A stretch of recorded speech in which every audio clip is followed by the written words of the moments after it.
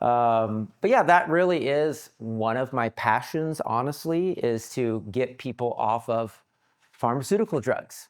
It's actually always been one of my goals.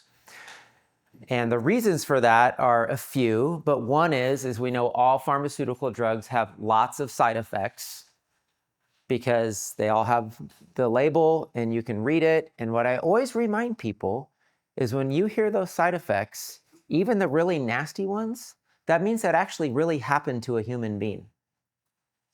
Yet they're still allowed to sell it to you. Doesn't that seem weird? It seems weird to me. So we want to get people off of meds because of the side effects. We also want to get people off the meds because the reason you got on a med in the first place is there's an imbalance or something going on in your body. And God is a really, really good designer, and he designed us really, really, really well. And so when we have symptoms that's saying something's off, I feel like God prefers that we would correct that imbalance versus taking a medication to cover up the symptoms, right? So in other words, another reason I really love to get people off of meds is because I want people to recognize how wonderfully they're created and to actually rely on God and rely on diet and lifestyle and natural supplements versus relying on a man-made medical system whose main goal is profit. We can argue that, that's their main goal. However, I will tell you, I don't know if I shared the statistics in the other classes, but on average right now in America, I'm talking America, I'm not talking worldwide. In America, there's over 6 billion prescriptions every year. 6 billion. Do you know how many people are in America? Roughly 333 million, which means there's an average of 17 medications for every man, woman, and child in America. And I'm not taking any, and my kids aren't taking any, and a lot of people I know aren't taking any. So that means there's people on like 20 plus meds, and I've met those people. I'm actually going to share one of the testimonials specifically related to a diabetes to a woman that I worked with who is in her 70s on 18 medications, and now she's on, guess how many? One. She actually got down to one, and she was struggling to get off of it, and I really think it was fear. I think she was so used to believing that a medication was needed to help her be well that she was actually, it was really interesting. I really felt like it was more like of a mental emotional struggle to get off that last med and be truly free, you know, but she did. And thankfully she had a husband to support her. Her son actually was the one who brought her in. It made me think of you, but and I'm not saying that's the situation here. Might be the opposite, but it was her son that really encouraged her to come see me because, you know, he cared for his mom and wanted her to be here a long time and knew that 18 medications isn't a good thing, right? So she's off all of them. So praise God. All right, so we're going to talk about diabetes and how to get off diabetes medications. And so we're talking insulin, of course, but not everybody with diabetes is on insulin. Obviously, some people are on metformin, and there's other drugs too. I'm not going through all the drugs and the classifications of them. They're pretty basic. Either they're balancing blood sugars in some way, or they're obviously providing insulin to the body. And either way, what we have to understand with diabetes, first and foremost, is that it's not a blood sugar problem, but they make it all about the blood sugars, right? But it's not a blood sugar problem. It's an insulin resistance problem. And it's surprising how many people come to me from having worked with a medical doctor and have issues, health issues in general, or actually have blood sugar issues, and the doctors don't even check insulin. All they have is glucose and A1C, which all that does is tell you sugars. And just so you know what A1C is, it's the average amount of sugar in your bloodstream over a 3-month period. So that's why that marker is important. But really what's really, really, really important is insulin. And you'll see in the notes here, which I'll get into a little bit, but I'm actually really going to highlight the role of triglycerides in diabetes, which is a lipid. And what is a lipid? A fat. Very good. A lipid's a fat. So there's so many different things you can talk about with diabetes, but I try to do it in a way that's logical. I try to do it in a way that makes sense, and I try to do it in a way that's doable. I think part of the challenge in the medical system is they scare you with how bad your blood work looks, and then they give you all these fancy medical terms you don't understand and say, well, just take this medication and, that's all you can do to manage your condition, right?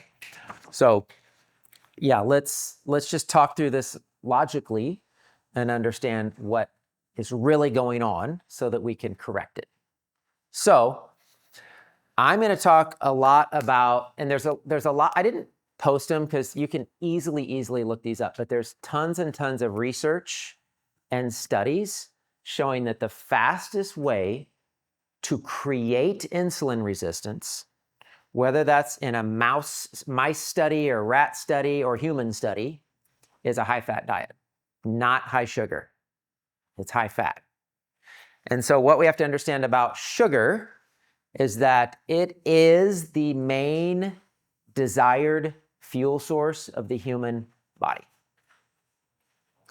And I think in our world today, sometimes we don't believe that because we hear what all the time that we need to eat for our brain and for good health. Fat, right? That's the conversation a lot of times. But I mean, if you don't believe me, just go to Dr. Google and you can just type in Google and type in what is the main fuel source needed for the brain, and it will say glucose, which is sugar. Okay? So now we're not even talking about fats and the problem with fats and how dangerous they can be. And we're blaming everything on sugar. And then, of course, we're not distinguishing what's a good sugar and a bad sugar and, all those things. So again, we're going to try to break some of that down. So in general, we kind of understand what diabetes is. And I just talk about insulin. It's made by the pancreas. It's actually a hormone. You can't get sugar into the cells without insulin. So insulin's crucial. If you've known anyone who has type 1 diabetes, you realize real quick how crucial insulin is because you can die very quickly without insulin. Sadly, there's more and more kids now it used to be called adult onset diabetes. Now all of a sudden all kinds of children are getting diabetes. That's odd. Did you know even a dog can get diabetes? Has anybody heard of a dog having diabetes? Even animals can have diabetes. And these things never used to happen before. So again, there's a problem going on. So the main point I want to make on diabetes, and I'm just going to dive right into what I think the most important thing is not all, but many of the conditions in America are conditions of excess, conditions of too much. So we've all heard about metabolism, and we're all trying to figure out metabolism and how to eat right and exercise and do all the right things. But the bottom line is you have to think of the body almost like a factory, and you're trying to produce something, which in this case would be energy, right? You're trying to produce something. But let's say you're a factory and you're trying to produce shoes, or you're trying to produce cars, or whatever you're trying to produce. And if you put in all the wrong materials or excessive amounts of things you don't need, it's just going to clog up the machinery, right? So I'm speaking very, very simply and logically, but I want to make the point because if you understand why it's happening, you'll realize actually how simple it is to reverse, especially type 2 diabetes. And I'm not talking about type 1 because type 1 is very, very challenging. I've probably seen 4 or 5 ever. And I've only seen it reverse one time, and it was because we caught it immediately. And I'm not talking a lot about type 1, but just real quick on type 1 there is a honeymoon stage, within the first year. If somebody gets type 1, if somebody suddenly gets type 1 diabetes, I'm not saying it's the only thing, but I believe it's viral. There's a lot of evidence pointing to viruses actually triggering the disabling of the pancreas.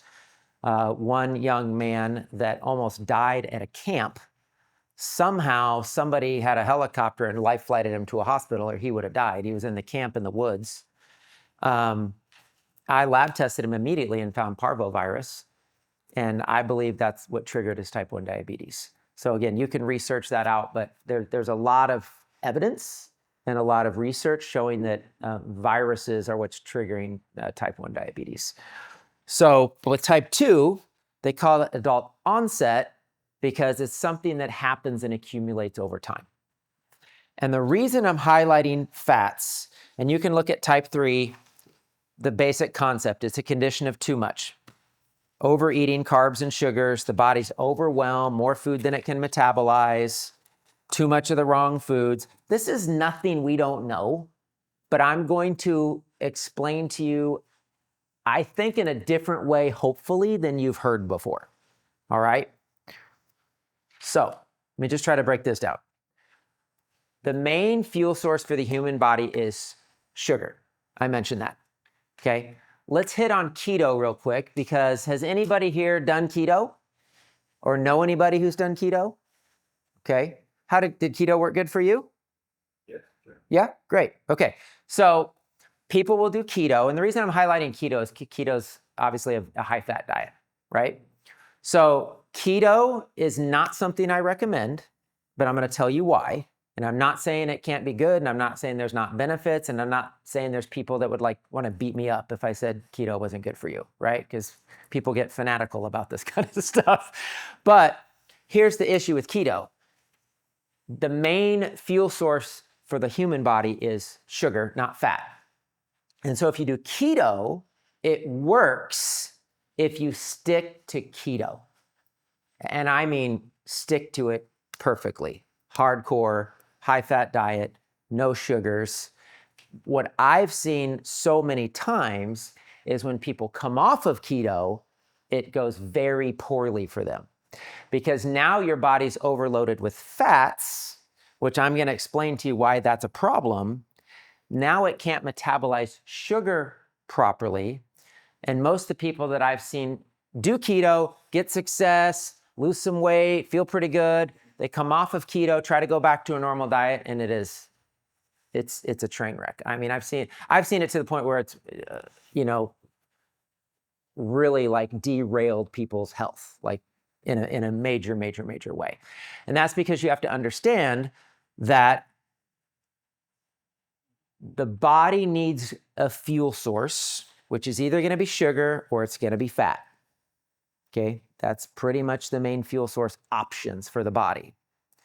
So if you overwhelm the body with too much sugar and fats, you're going to cause a metabolic problem, right? Think of the standard American diet: fast food, French fries, burgers, donuts, right? Cupcakes, all the good stuff, all the stuff we like, right? So if you do high fat, high sugar, that is going to be a problem. And then we mix in a relatively sedentary lifestyle, right? So it's in out. You've all know probably a professional athlete, they probably eat way more food than they need, but because of their activity level, they get away with it. Or sometimes kids get away with it. But you're even seeing kids now that are there's an obesity epidemic in children. If you guys haven't heard or seen that, I think the statistics now are 21% of children are obese. You never saw that 50 years ago. Never, right? So I do believe part of the problem is the high fat, high sugar foods in America. There's no doubt about it. But what I'm pinpointing is the fats as a bigger problem than the sugar. Okay, so here's why. A fat molecule is 4 times more calorically dense than sugar, which is why it works for something like keto if you stick to keto, right? Your body will start burning fat, you can lose weight, all that works good.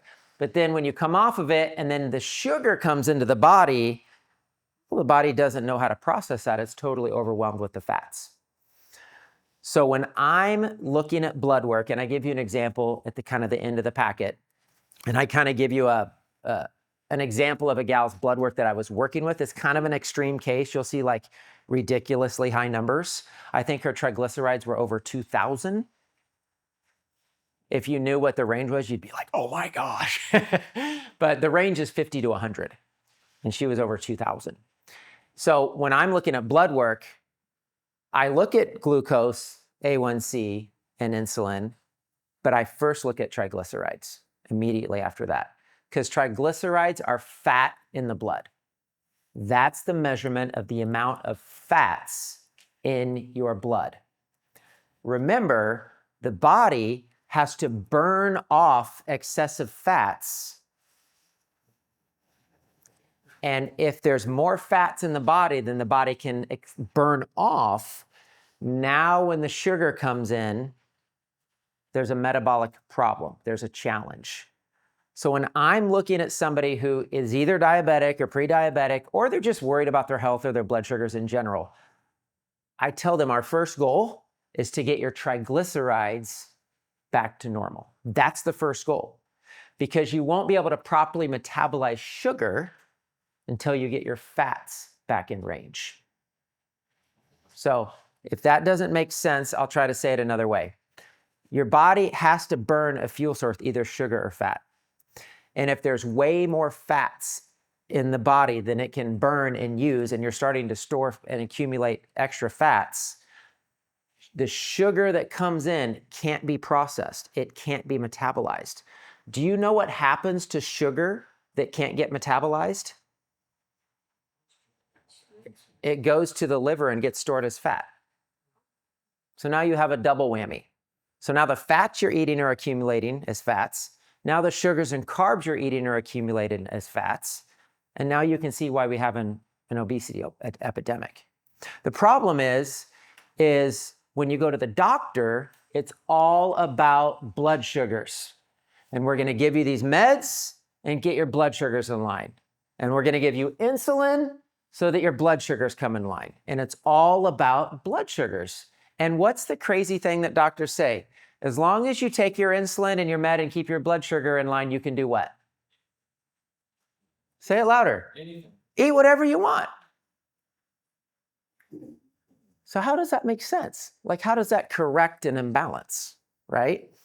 So it is really, really important that if you want to reverse this, you get the fats back in order. And that's totally contrary to like so much information out there. And I've definitely learned, I'm not saying this 100%, but I've definitely learned that if it's mainstream and it's popular and everybody's saying to do it, either the opposite or somewhere in the middle is probably true, not what they're saying everybody should do.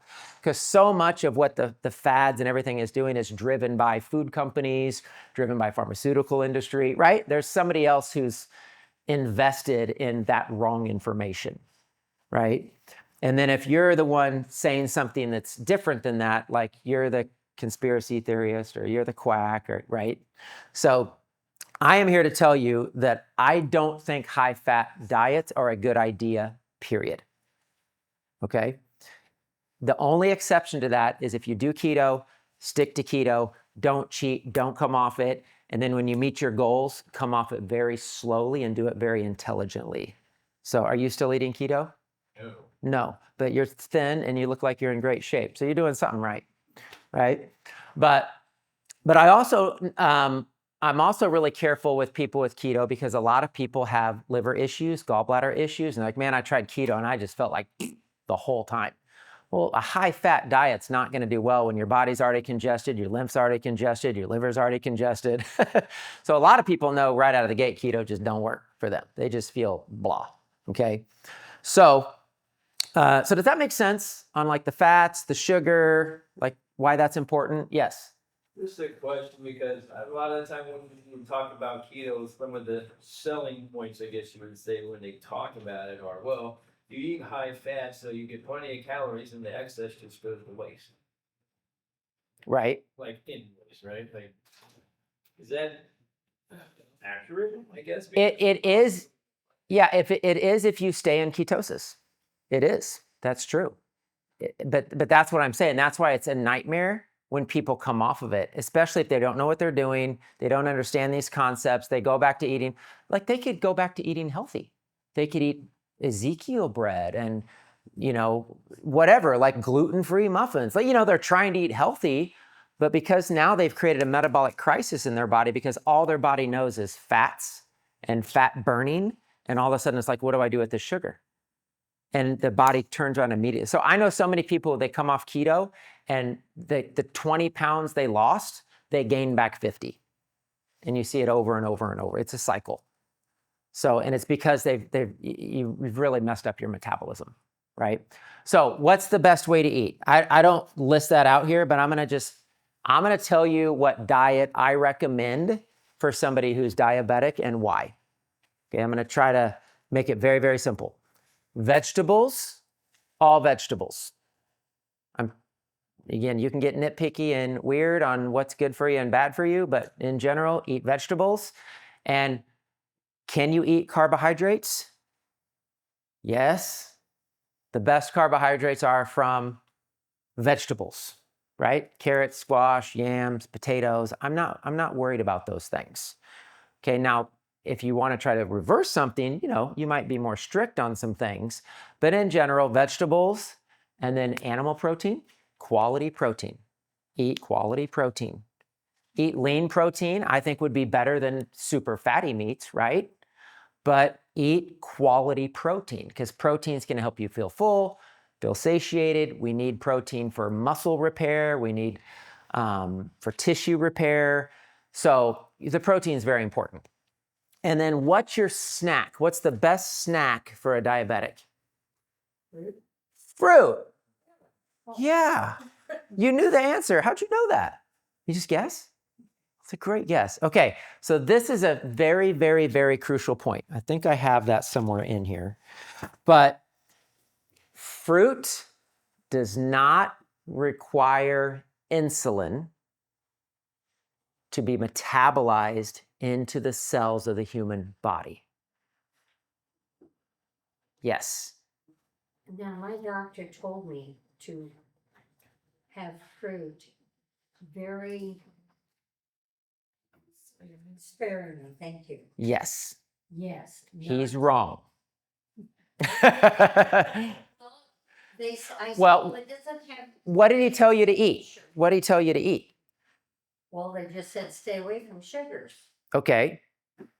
That's it. Did they didn't give you a diet or anything like that? No. Okay, so this is great. I'm so glad she gave this example. She said, my doctor said to stay away or sparingly eat fruit, right?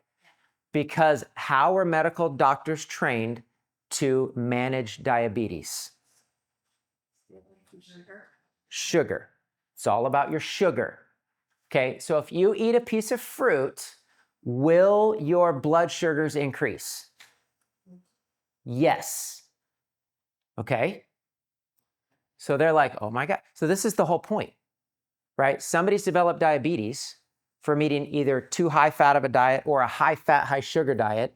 They've created insulin resistance. Now we eat a banana and our blood sugars go up and now bananas are bad for us? Like, does that even make sense? Oh, like since when have bananas been bad, right? But if all you're doing is looking at your sugars, oh, you check in your sugar. Oh my gosh, my sugar, better take some insulin. So that's because he's trained that it's all about sugars and fruit is a sugar. Every doctor absolutely needs to know that fruit does not require insulin to be processed.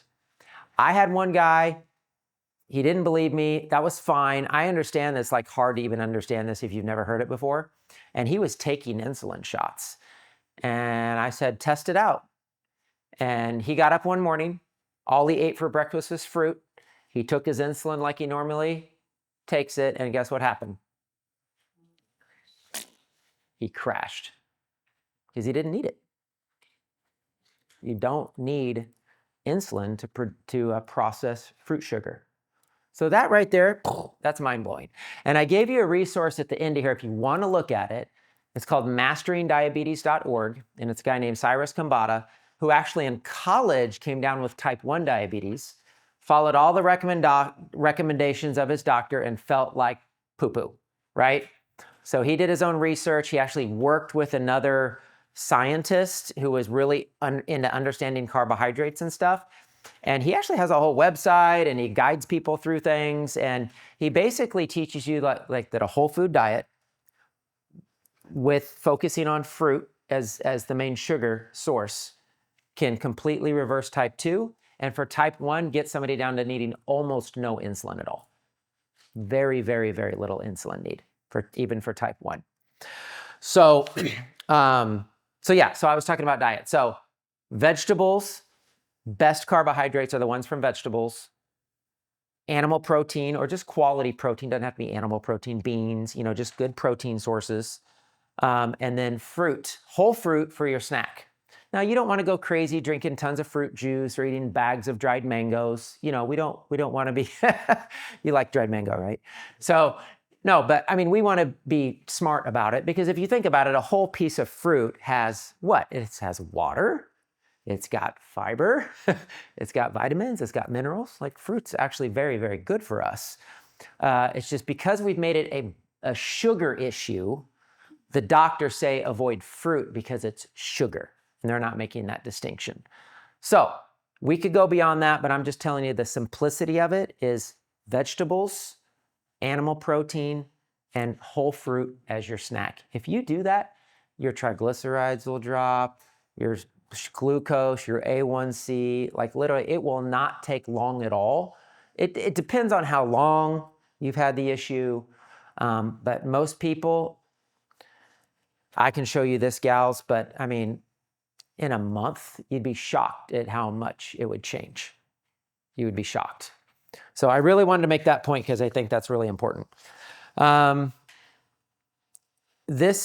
These notes talks about why triglycerides matter. High triglycerides are a key marker and cause of insulin resistance. Again, the studies show that you create insulin resistance with a high-fat diet, not a high-sugar diet, a high-fat diet. I'm not saying sugar's great for us, right? The wrong kinds, but I'm saying we've made the wrong guy the villain in this. They reflect excess energy stored as fat circulating in the blood. So there you go. If you got excess energy, think about fat and sugar as energy. You have excess energy hanging out in the body. I'm on number 4B. Stored as fat circulating in the blood. The body won't work right. Metabolism won't work right. Sugars won't be able to work right until that fat is burned off. Because we already have, does that make sense? We already have a condition of excess in the body. Like there's too many fats in the body. So that's when the sugar comes in, the body's like, I don't need this. Okay, well, what am I gonna do with it? I don't know, I guess store it for later. Like just think about the logic of what's happening, when something comes in that the body doesn't need. That's why the solutions are honestly fairly simple.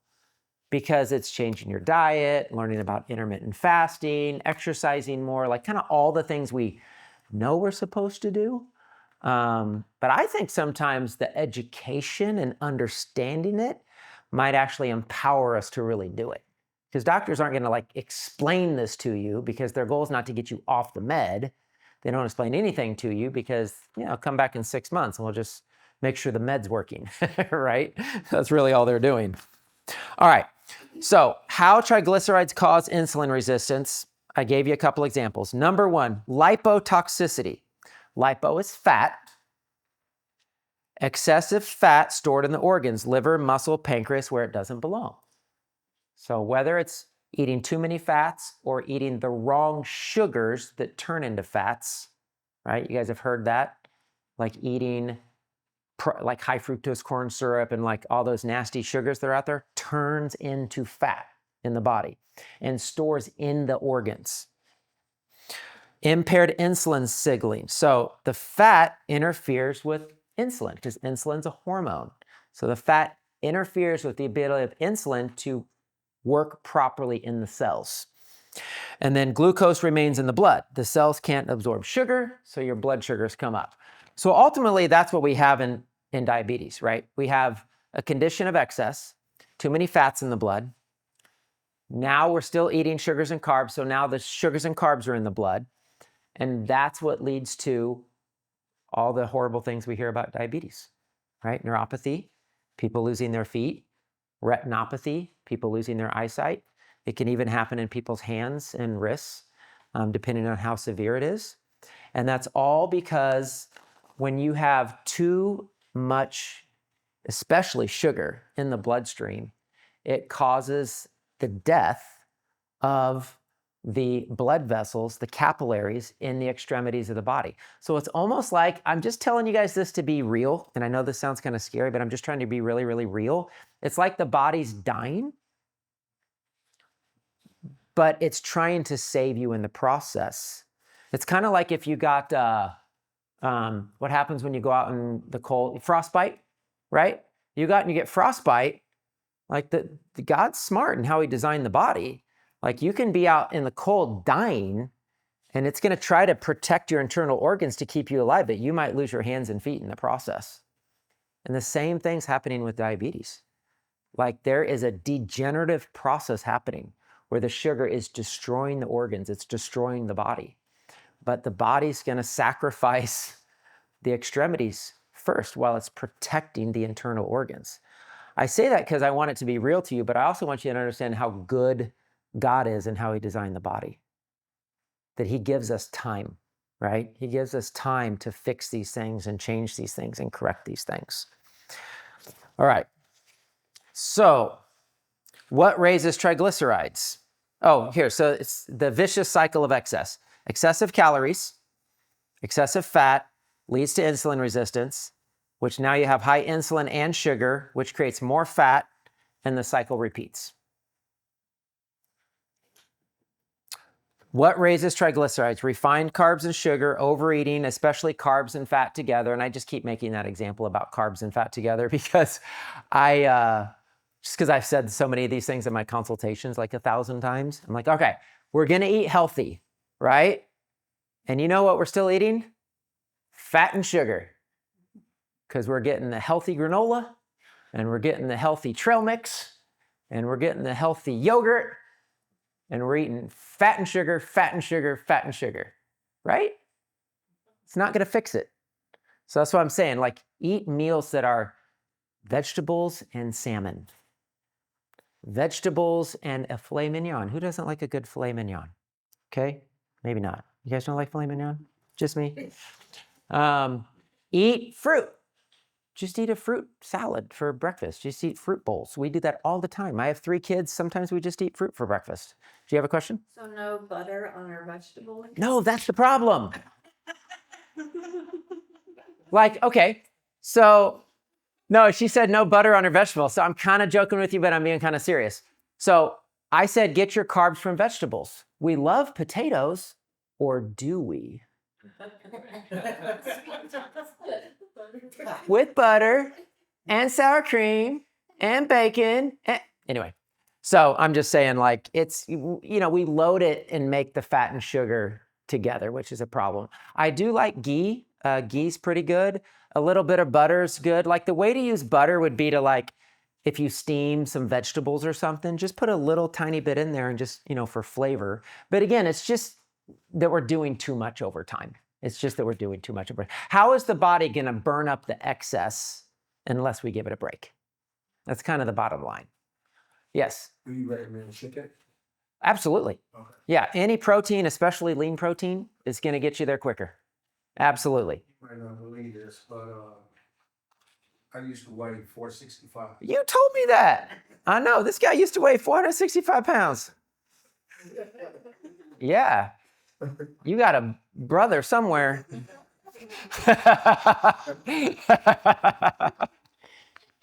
Well, good for you, man. Keep eating your chicken. All right. So what raises triglycerides? I talked about the fat, carbs together, alcohol, and then just inactivity. Yeah, there very few of us are out there running 10 miles a day. Who's running 10 miles a day? Nobody? I'm not. I mean, I play pickleball, I play tennis. I mean, I try to stay active, but if I don't eat right, if I take in more than I burn, like, there's just an obvious chemistry problem here, guys. This isn't rocket science. It's really not. We have a chemistry imbalance. And again, it's nothing wrong with God and his creation, nothing wrong with the design of the human body. It's just we're not honoring the chemistry of how we're created. How many overweight deer have you ever seen? You laugh. How many overweight possums? Maybe raccoons. Those raccoons can be crazy. But in general, animals, they're outside, they're active, they're in the sun, they're never overweight. They're always the weight they were designed to be, right? The only time they're not the weight they designed to be is when man interferes, which is why the raccoons are overweight, because they're getting into the trash can and eating the man-made food, right? Why are our dogs overweight, and why do our dogs get diabetes and cancer? Because we feed them. In nature, that would never happen. Yes? What's the relationship of intermittent fasting? Oh, I'm going to get there. That's huge. Yeah, we want to definitely talk about intermittent fasting because I think that's the fast way to get out of diabetes and get off of meds. Absolutely, 100%. And I'm going to give you an example of that. How am I doing on time? What time do we start? Okay, we got 20 minutes. All right, so what lowers triglycerides, reducing your sugar, intermittent fasting? See right there, you were right on cue. Exercise. Do not underestimate walking. Whole foods. So I'll tell you a quick story. You guys might not believe this. I have the picture to prove it. It's in my office over there. I could show it to you sometime. But when I was 26 years old, I moved to Lyon, France. I actually do speak French fluently. A little known fact about me. I was 230 pounds, and I knew nothing about health, and I was in France. So I had bread and wine and pain au chocolat. Oh my gosh, they have the best pastries on the planet. And so I ate French food. Now, if you've been to Europe, do you see a lot of overweight people in Europe? Not a lot. When I came back from France, 4 months, I was only there 4 months. When I came back from France, I was 188. How?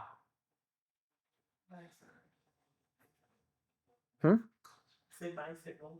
Bicycling? Any other guesses? They have the age. 98, 08, 18, 20. How did I lose 42 pounds in 4 months? Eat fruit. Nope. I walked.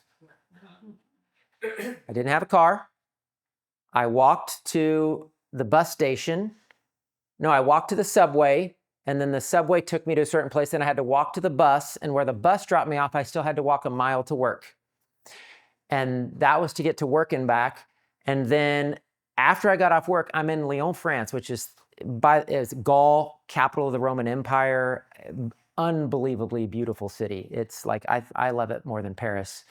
But I'm in this big, beautiful, historic city. So after work, I walked to explore the city. I went to museums, looked at the bridges. They have all these buildings with paintings on the side of the buildings. So I'm saying, do not underestimate walking.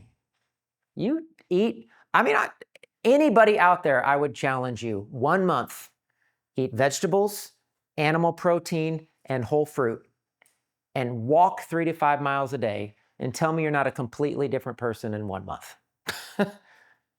You know? So anyway, I just wanted to make a point about walking. You don't have to do some fancy exercise program or hire a personal trainer, or, you can do all those things, but you don't have to. You can just do the simple things, right? All right. So fasting triglycerides, I kind of mentioned that should be less than 100. 50 to 100 is our range. So if you're looking at blood work, A1C and fasting glucose, our insulin range is 2 to 5. The medical range is 2 to 19.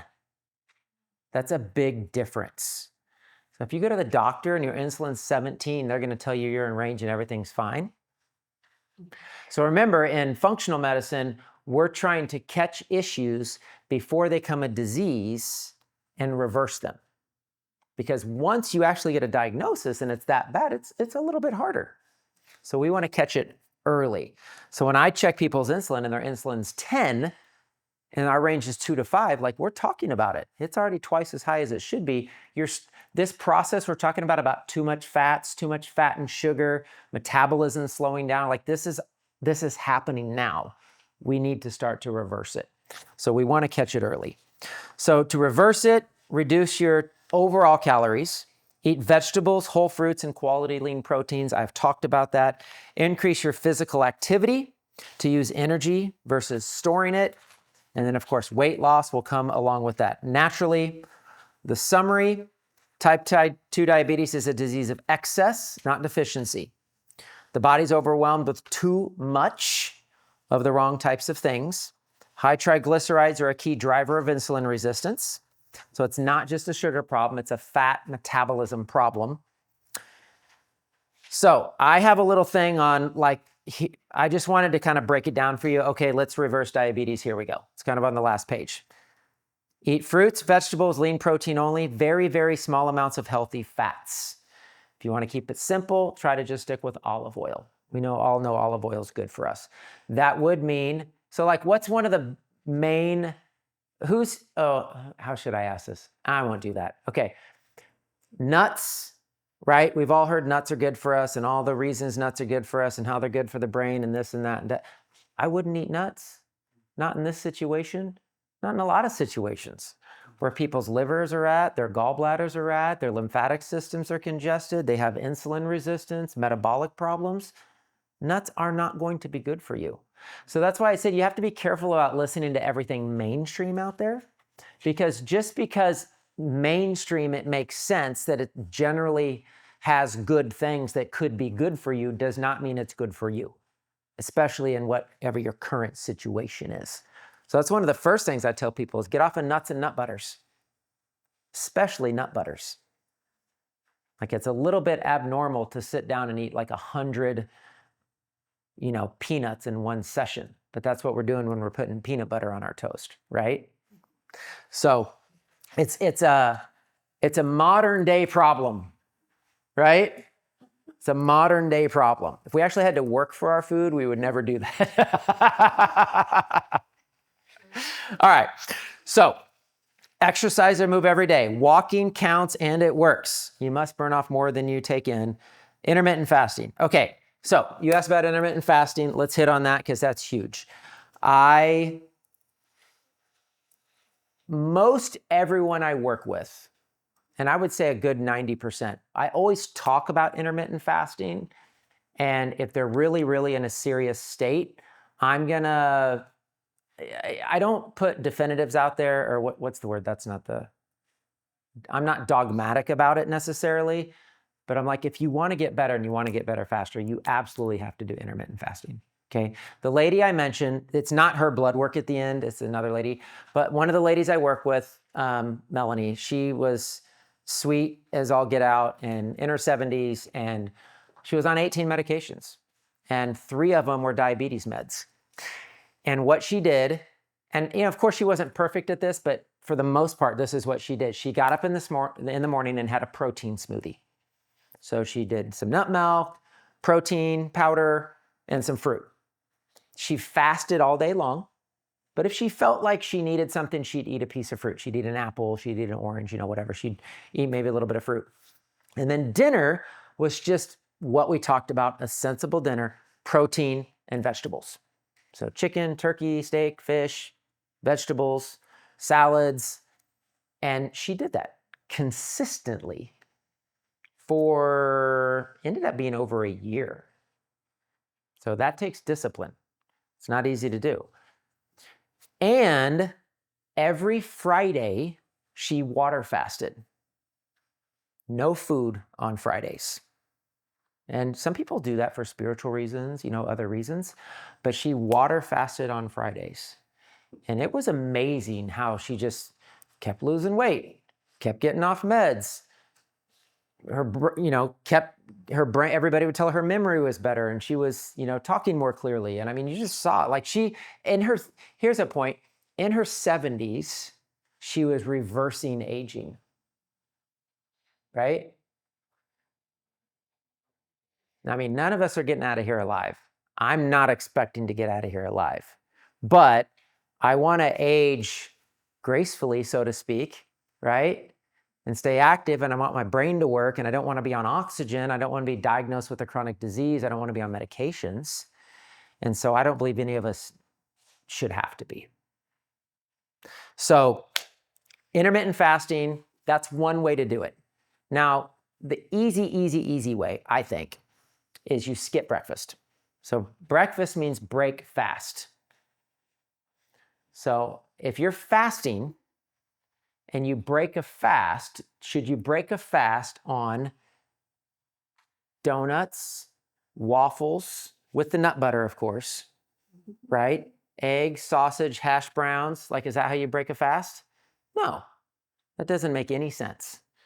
And a lot of people eat very, very heavy breakfast just because it's cultural. It's what people do in America. If you actually go to other cultures, I don't want to say none, but very, very, very few cultures out there eat a heavy breakfast or eat a breakfast at all. I had a friend who lived in Mozambique in Africa, and their biggest meal was lunch. And for dinner, they kind of just sat around and sipped on tea. They didn't even really eat big dinners. So culturally, what we do in America, I think it's very odd to the rest of the world. Let's just say that. How much we eat for breakfast. So to me, breakfast is an easy one to skip or just eat fruit, something very simple, very light. Or if you need some substance, make a little protein smoothie. I do that all the time. I get up in the morning and I just make a little protein smoothie, bring it to work with me. And then lunch is my bigger meal, dinner is a bigger meal. So a lot of times I either skip breakfast or I just eat something light for breakfast. I had a gal, it just popped in my brain. I had a gal, I was working with her mom. She was in India. I think she was in India. And she was chronic pain, arthritis, overweight, just was like super miserable. And I said, this is the only thing I want you to do, because she ate a big breakfast every morning. This is what her family did and just what she was used to, right? I said, every morning get up and drink celery juice. Just celery juice for breakfast. And then whatever you normally eat the rest of the day, do that. I talked to her, I don't know how long it was, 6 weeks, something like that. I mean, I could not get her to stop talking. She was like, Vaughn, it worked and I feel so good and I can't believe it and I have so much energy and I've been telling all my friends. And she was just on and on and on and on and on. Just that one little simple thing of not eating the heavy breakfast, replacing it with something like celery juice, and it totally changed her life. All her pain disappeared. Right? Isn't it amazing, like all the things that are out there available to us that we never hear about? The doctors never explain these things to us. So another way to do intermittent fasting is to just skip breakfast, eat lunch and dinner, or you might have heard of have like a 6-hour eating window, like you eat from noon to 6 and you fast from 6 to noon the next day. That's easy. Like I said, there's very, very few people out here that could argue. You'd have to give me a really, really good argument to say, you know what, I really need to eat more. I really need to eat 3 meals. You don't understand. I really need, okay. I don't think I have any professional football players in here or professional soccer players. I'm a tennis player. So I know that if I ate the way I ate now, which is pretty light, and played competitive tennis, it wouldn't be enough. I would have to eat more, right? So you also, again, you gotta balance chemistry. Input and output have to match up. So if you're not super active, or even if you're just walking every day or doing simple things, you can easily go down to 2 meals a day, easily. And most of you could probably do 1 meal a day, which is called the warrior diet. There's a whole book written about it where you just eat dinner and you fast for 24 hours a day. Now, again, if you don't want to fast for 24 hours, eat some fruit, eat a smoothie, eat something light, but this is intermittent fasting. And why does this work? Because here's what I love to tell people. I've repeated it like 5 times, but I'm going to say it again. God is a good designer. The body's designed to heal itself. Do you not think the body wants to get rid of all the excess of stuff that's in it?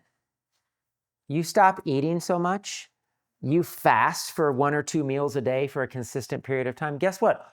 All that excess just gets burned off. It just gets burned off. That's why people are fasting and water fasting for cancer. And, I should do some more classes on fasting, but like 3 days into a water fast and your body's killing cancer cells. It's called apoptosis. The body's going to burn up the waste it doesn't need if you give it the opportunity to do it. Problem is we never give the body the opportunity to do it, right? It's still dealing with the crisis of the moment, right? So how can it deal with burning off the excess that's been trapped in the system for years if every day it's dealing with the crisis of the moment, right? So make just logical, right? So I'll say it another way because I love saying this is, a lot of us have health issues. We're praying for healing. And what I say is God wants to heal every single human being. It's the nature of who he is. And your body has think of it as a to-do list. Anybody have a to-do list? Have stuff to get done at home? Okay, well, your body has a to-do list. Okay, and if you have a cyst or a tumor or a fibroid or a pain in your knee or a headache or a swollen lymph node, I guarantee you it's on the to-do list and God wants it to go away. The question is, are you going to change your lifestyle enough to allow him to do it? To allow that to take place? Because it will happen. If you have a cyst or a tumor somewhere, it will go away. It absolutely will. But the body has to be in a place where it can, now I'm not overwhelmed with these 10 things. I can dissolve that tumor now. So that's how people, that's why there's books written about it. That's why there's healing centers, there's fasting centers, there's cancer clinics in Mexico. There's all this stuff everywhere because they understand these concepts and they know that people do, detoxification and fasting and things like that. The body will clear these toxins out of the body. All right, so I mentioned a couple of supplements. This isn't heavy into supplements, but I do like Metabolic Vibrance by Vibrant Health. It's the best blood sugar formula I've ever used. We have another one by Michaels called Metabolism Factors. That's all your classic like chromium and vanadium and cinnamon and banana leaf and just like all the good stuff for blood sugar balance. There's nothing wrong with taking a formula like that to accelerate the process. I think the problem is a lot of times we want a supplement or something to take the place of the diet we want to eat. And it just doesn't work that way. Now imagine if you ate the diet right, walked every day, and took a supplement. That's when stuff really starts to work really, really fast because these things do work. Let's see, black seed oil, very well researched for helping to increase pancreatic function and increase insulin function in the pancreas. So I love, and it's just good for blood sugar balancing too. That's black seed oil. The reason I put the enzymes on here, Devagest, I do enzyme therapy and I give quite a few people enzymes. And the reason enzymes are awesome is because the enzymes will dissolve the excessive foods that are in the body. Because if it's protease, it's digesting protein. If it's amylase, it's digesting carbohydrates. If it's lipase, it's digesting fats. So if you take enzymes, it will dissolve all those excessive, unneeded, whatever you want to call them, food wastes that are just trapped and stuck in the body. So I love enzymes for that, just dissolving the old stuff. Check blood work every 6 weeks. Again, first goal is to get your triglycerides under 100 because then your sugar can start to metabolize properly. Check your blood sugars at home. Just another key point, check your blood sugars at home because if you do the things we're talking about, these very, very simple things, your blood sugars will absolutely come down. And if you're taking insulin and you keep taking the same amount of insulin, you're going to have a serious problem because you don't need that insulin anymore. So you have to realize that when you start doing the right things, you're going to have to start reducing medications. Doctors don't teach people that because they don't tell them to change their diet.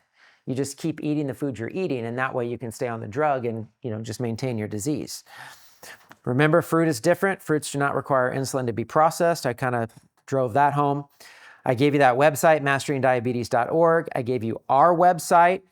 I didn't really talk about it too much in this class because I wanted to just do the very, very basics, but there can be things that interfere with metabolic function. And maybe I should say that. I actually should say that. I don't want people to feel bad or guilty or feel condemnation because of the diet and the foods that they eat. Because, let's just be real. We have so many factors working against us.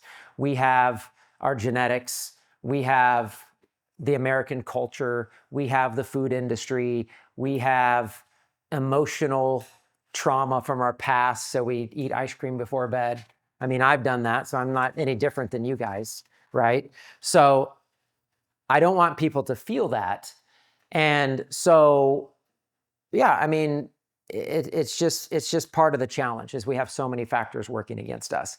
But I think I just want to encourage you that anybody can do these things. It just takes intentionality and it does take effort.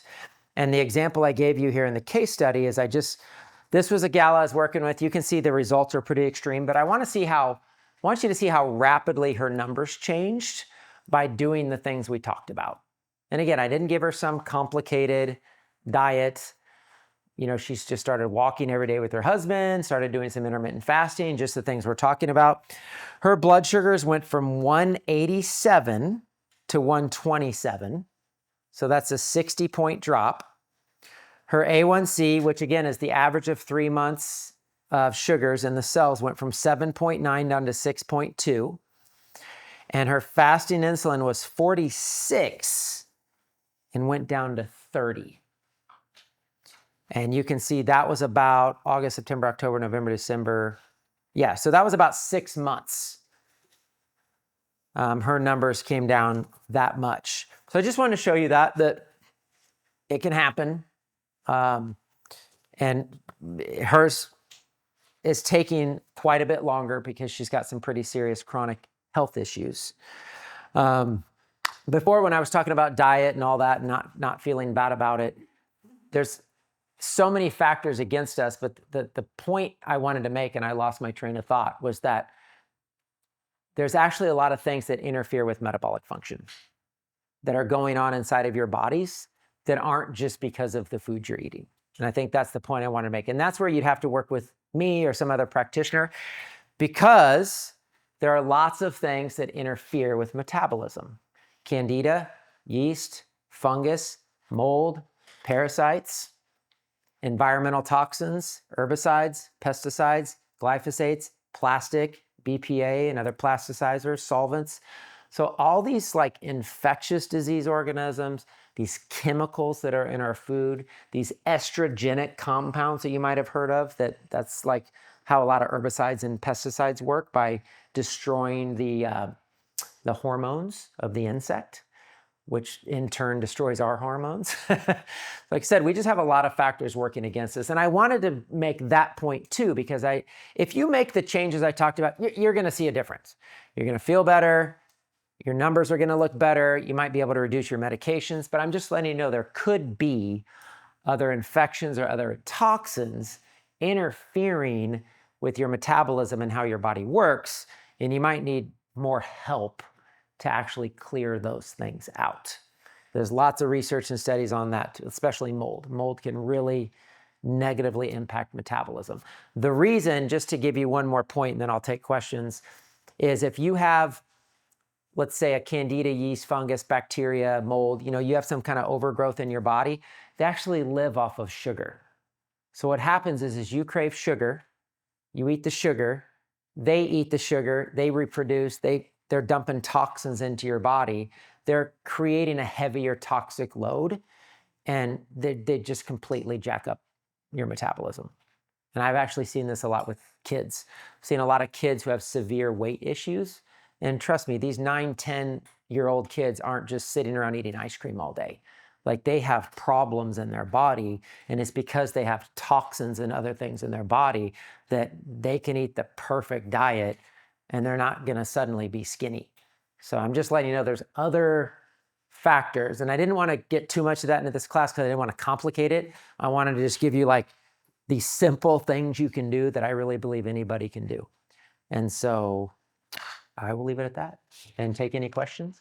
Are we good? Just after 7? Great. Questions? Yes.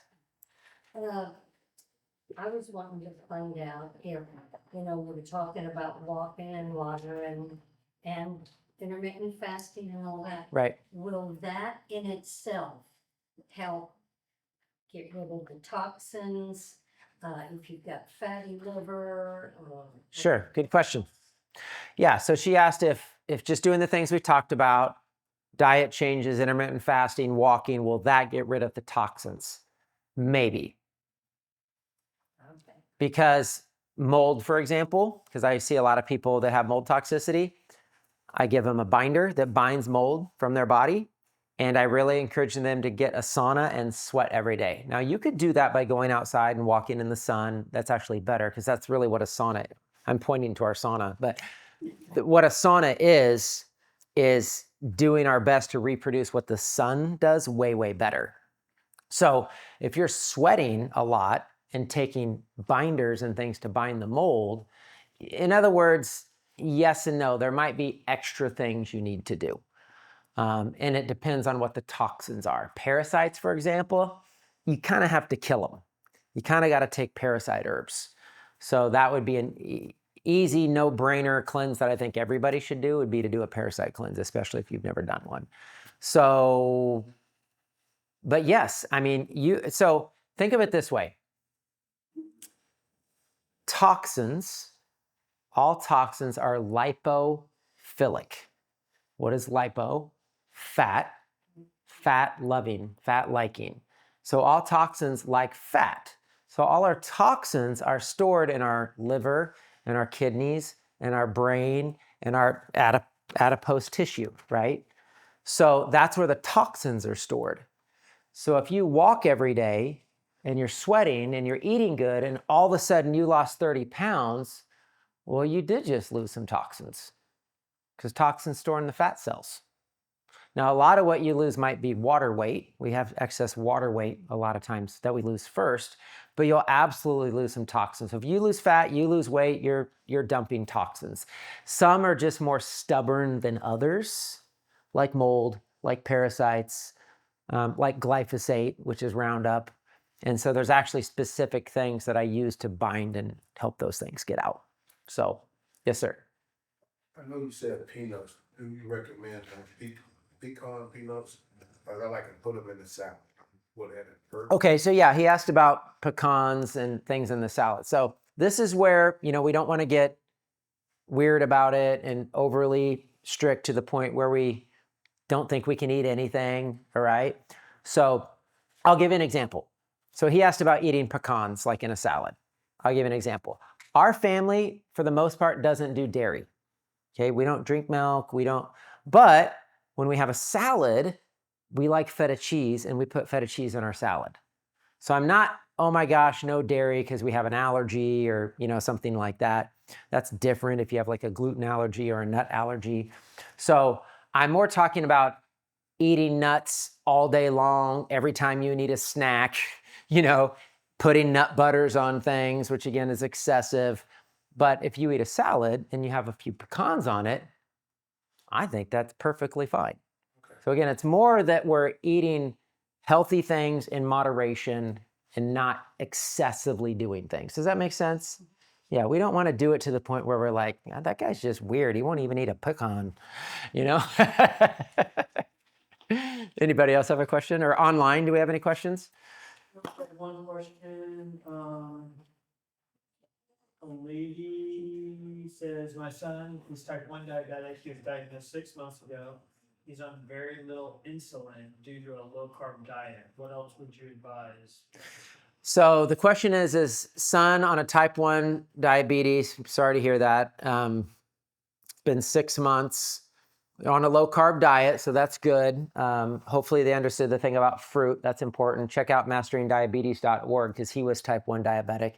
Really the only other thing you could do at this point if you wanted to is to try to restore pancreas function. And it is challenging. So the first thing to do would be to do some lab testing to see if you can find out the trigger of what caused the pancreas to stop working, which I believe is viral. So I would check, we have a viral panel that's a blood test that you can do, and every single type 1 diabetic I've seen always shows up high viral load. So that's again, and that's not just me, that's also in the research. You can search that on PubMed and other places. So I believe it's a viral trigger. So you could find out what the viral trigger is, you could treat the virus, and then you could also do pancreatin and pancreas glandulars to try to kickstart the pancreas. She said that he had hand, foot, and mouth disease 2 months before he was diagnosed. There you go. So he had hand, foot, and mouth disease before he was diagnosed. So there's most kids, especially when you see PANS, PANDAS, autism, I'm seeing it in type 1 diabetes, there is a trigger that's kind of like the straw that broke the camel's back, so to speak, that becomes the thing that disables the immune system to the point where these things get in and damage the brain, damage the pancreas, they're damaging organs. So yeah, that would make sense. So there is an infectious disease component and there's a trigger, and so you'd want to treat that infection. Was there another? Oh, go ahead. Say you do a parasite cleanse. How often would you need to do a parasite cleanse? How often would you do? So how often? So you're saying if you've already done one? Okay, so if you've already done one, how often should you do a parasite cleanse? Here's my general rule of thumb on parasite cleanses. If you do a parasite cleanse and you're seeing something's happening, don't stop until you don't see anything anymore. And then when you don't see anything anymore, go down to do a once a month full moon parasite cleanse where you do a parasite cleanse just 5 days once a month around the full moon and do that for a few months. So that's my general recommendation for parasites if you have them because you're seeing stuff come out. If you're like, I just want to do a parasite cleanse once in a while, twice a year. Spring, fall, something like that. Just do a parasite cleanse. But I'm telling you, if you're seeing stuff, you're getting results, you see it in the stool, you feel different, you feel good, you feel bad, any kind of feeling or change means there's parasites or something going on. You really want to continue that process because, parasites have a life cycle and they reproduce and all that gross stuff. So, yes. If you have a lot of joint pain, just all of a sudden, like in the last several months, Right. Could that be parasites? So she said, if you have a lot of joint pain, could that be parasites? The answer is yes. It can only be one of two things. And I believe it's both. But there's only one or two things it can be. One is if you have an excess buildup of acids in the joints. Think gout, right? Which is a uric acid buildup. So if you have excessive amounts of acids built up in the joints, you'll have pain. But I believe it's both. I believe it's acid waste buildup and infectious disease. So is it parasites? Maybe. But it could also be bacteria or fungal or some other type of infection. For example, people with Lyme disease, which is Borrelia, which is a spirochete, which is a bacteria, chronically have pain, arthritic type of pain, knees, back and neck, hands, different places. But other infections like co-infections of Lyme, like Bartonella, Babesia, people can have the same symptoms. And sometimes it's protozoan parasites, sometimes it's bacteria, but I do believe it's a combination of acid waste buildup and infections. The reason the gal probably got out of pain that did celery juice every morning, it might not have killed the parasites or bacteria, but it probably flushed all those acids out of her joints and all her pain went away. Apple cider vinegar will do that too. We'll clear out the acids out of the joints. Okay, was there another question online? Few. Sarah, cat trying to get in the door? One question is, my husband's blood sugar is always in the 300s. So should we go with an all veggie meat and fruit diet, I guess, and just let his body adjust? His sugars can go crazy with fruit.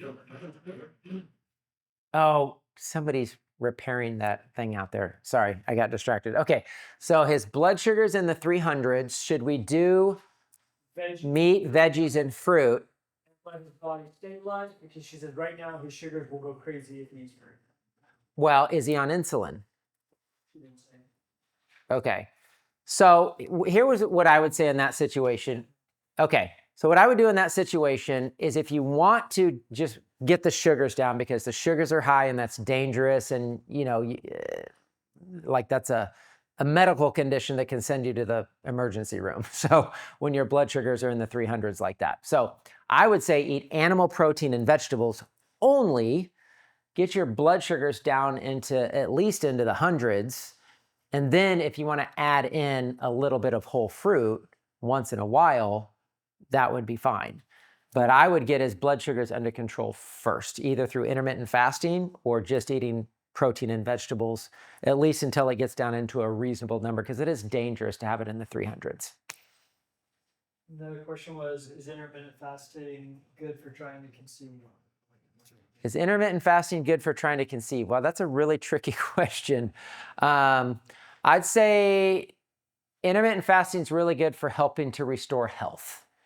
And if people can restore their health, it could help them conceive, because I actually have tons of those stories, and 3 of them were girls who worked for me or still work for me. So yeah, when you get healthier, you can conceive when you couldn't conceive before. I don't necessarily think I would use intermittent fasting as the way to try to conceive, because if you study hormones and progesterone and all the hormones that are most important for fertility, you'll find that the best thing you can do is eat a well-balanced diet. And if you do too much fasting, it can actually disrupt and affect hormones negatively. So I would say probably not.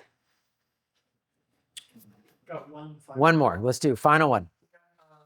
While you're asking, more question says, can you eat too much whole fruit? And do you recommend juicing? What's the best time of the day to juice?